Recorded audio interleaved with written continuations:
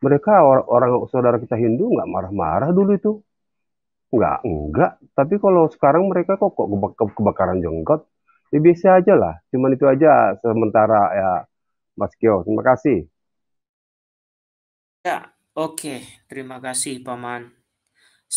Silakan, Paman Ivan. Paman Murid masih nanti berbicaranya. Silakan. Ya, jadi memang tadi sudah dipaparkan dengan baik ya oleh Bro Gea, bahwa ayat tersebut merupakan bagian dari perikop tentang doa Kristus kepada para murid. Tapi ya, memang para polemikus ini inginnya kan mengais-ngais, kemudian begitu mendapatkan beberapa kalimat, beberapa kata yang bisa mendukung teori konspirasi mereka, maka diangkatlah kemudian dibalut dengan ide-ide dari kerangka berpikir mereka untuk mempromosikan, mempropagandakan iman yang mereka percayai.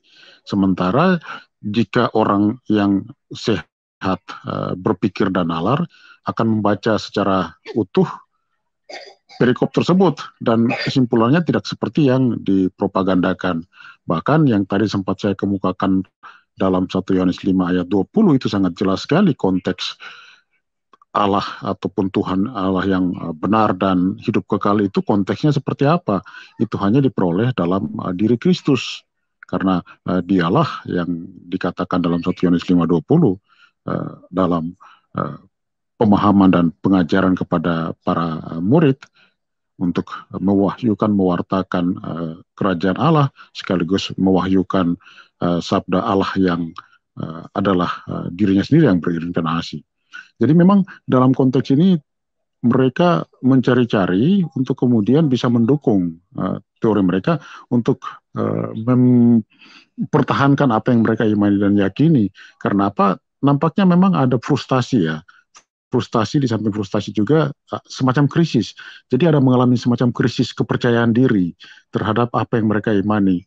Sehingga bukanlah mewartakan dasar iman mereka, tetapi justru mengorek-ngorek, mengkais-kais, memutarbalikan firman ataupun ayat-ayat dalam Alkitab untuk kepentingan sesaat mereka. Sehingga dengan demikian mereka bisa menunjukkan bahwa inilah kebenaran agama mereka. Ini kan suatu strategi licik yang menurut saya sebenarnya tidak bermoral ya. Bahkan ini perilaku yang menurut saya perilaku tercela ya. Ibarat kita mengatakan bahwa orang mengais-ngais untuk kemudian membenarkan apa yang dia imani. Mengapa tidak dia paparkan saja apa yang dia yakini dan imani, kemudian dijabarkan sejarah kisah-kisah yang di dalam kitab sucinya, latar belakangnya seperti apa, kisah ini terjadinya kapan, peristiwa dalam sejarah terbuktinya seperti apa. Nah, baiknya seperti itu sehingga orang semakin terbuka dan melihat seperti apakah sih realita uh, arkeolog maupun fakta sejarah terkait dengan kisah-kisah yang tertulis dalam kitab suci yang mereka yakini dan imani. Nah, menjadi semakin memuakan dan memalukan pada saat mereka mengutip penggalan-penggalan kalimat dan ayat-ayat tertentu untuk kemudian menunjukkan bahwa ini loh yang mengatakan kebenaran iman kami. Padahal ternyata apa yang mereka kutip dan mereka penggal-penggal tersebut justru malah sebenarnya berbalik, bertolak belakang, bahkan bertentangan dengan apa yang mereka yakini, apa yang mereka imani. Nah, ini persoalan ini tentunya tidak akan bisa selesai tuntas karena apa yang mereka yakini, apa yang mereka imani memang merupakan oposisi, artinya lawan, merupakan anti terhadap apa yang sudah diwahyukan, yang sudah tertulis dalam Alkitab, dalam sejarah dunia tentang kitab suci, tentang Kristus dan gerejanya, dan pewartaan para rasul. Nah, dari sini pasti akan muncul lagi berbagai hal yang akan mereka coba untuk kemudian dibuat suatu pembetulan dan pembenaran terhadap apa yang mereka imani. Nah, sebenarnya akhirnya kita sampai pada titik di mana kita terus saja merespon, menanggapi penyelewengan-penyelewengan, pemutarbalikan fakta terhadap apa yang mereka lakukan. Ya, mungkin saja apa yang mereka lakukan adalah merupakan bagian daripada iman mereka. Artinya berbohong dan berdusta mungkin sudah menjadi bagian daripada iman. Atau mungkin saja memahami ataupun modus untuk berperilaku, berkarakter tak terpuji itu juga merupakan bagian dari iman. Nah, ini akhirnya nanti akan muncul seperti itu. Sesama muslim sendiri pasti akan melihat, kok kenapa para ustadz kita berlaku seperti ini? Mengapa mereka seenak udelnya mengutip dan memenggal-menggal, kemudian mempropagandakan apa yang mereka yakini berdasarkan penggalan-penggalan, kutipan-kutipan yang tidak jujur dan utuh itu. Nah, mereka sendiri pasti akan menjadi malu ya melihat perilaku-perilaku seperti ini. Dan kalau terus secara serampangan dan terus secara kontinu mereka lakukan ini, maka tidak akan mengherankan jika dalam satu dasawarsa atau katakan dalam 5 atau 10 tahun ke depan pasti akan banyak orang muslim atau Islam yang murtad karena melihat fenomena-fenomena ini. Kemudian mereka akan mencoba menelusuri dalam dunia digital seperti apa sih fakta realita yang sebenarnya. Nah, itu akan justru semakin membuat agama ini mengalami krisis yang semakin dalam. Sementara demikian, Bro.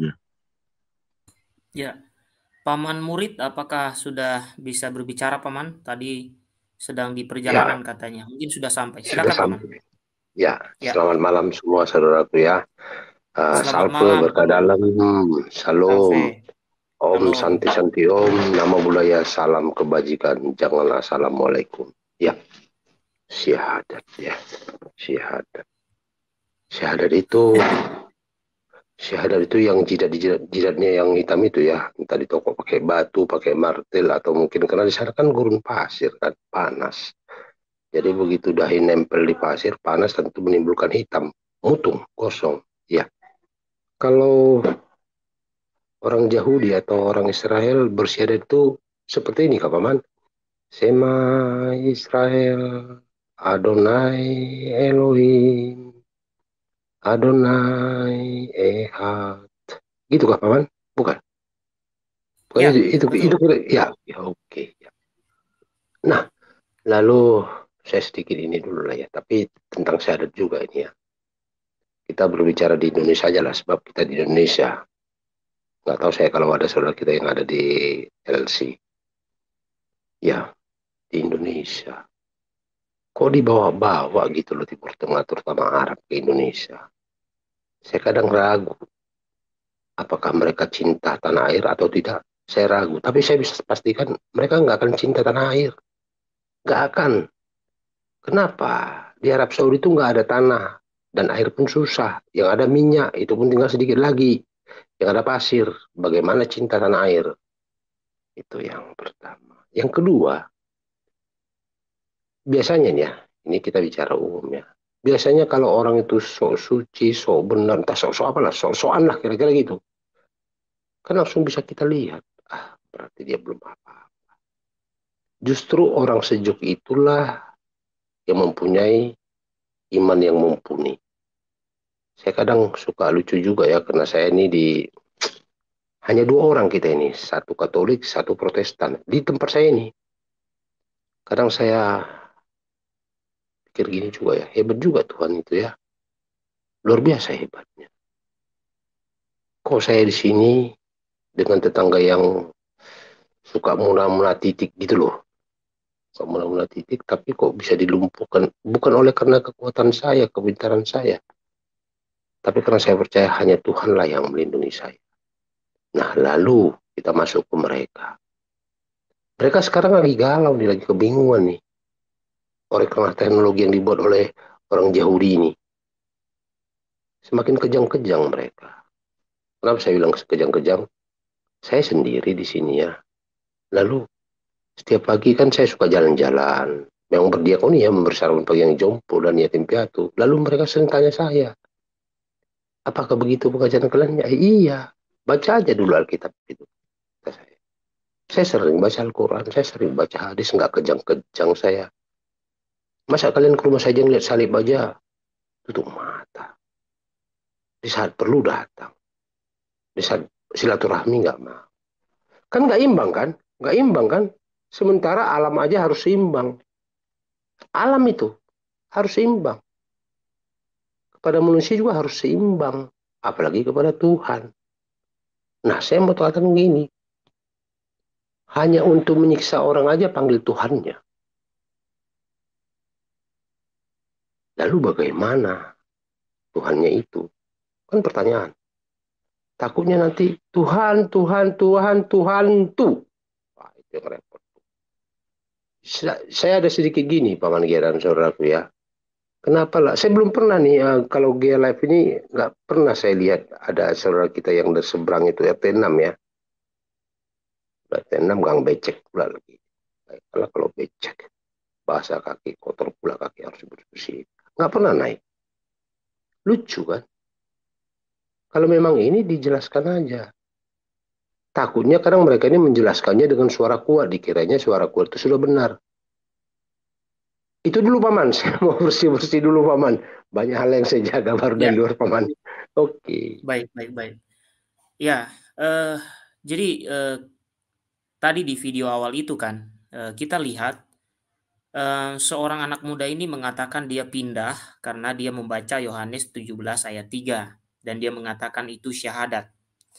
Di awal saya sudah katakan bahwa kalau kita belajar sejarah dan sekaligus tentang kisah kehidupan Yesus, nanti Bapak Ibu silakan ya buka-buka kitab sucinya, tapi saya ceritakan garis besarnya saja. Ketika Yesus lahir ya, usia 8 tahun kan dia disunat ya, menurut hukum Yahudi. Lalu juga Bunda Maria mengadakan pentahiran. Kemudian ketika hari raya Paskah pada usia 12 tahun, mereka pergi ke Bait Allah. Maka tadi saya katakan, seandainya ya mereka ini atau orang tadi yang saya tampilkan videonya di awal, dia mengatakan Yesus bersahadat memakai Yohanes 17 ayat 3, itu tidak tepat.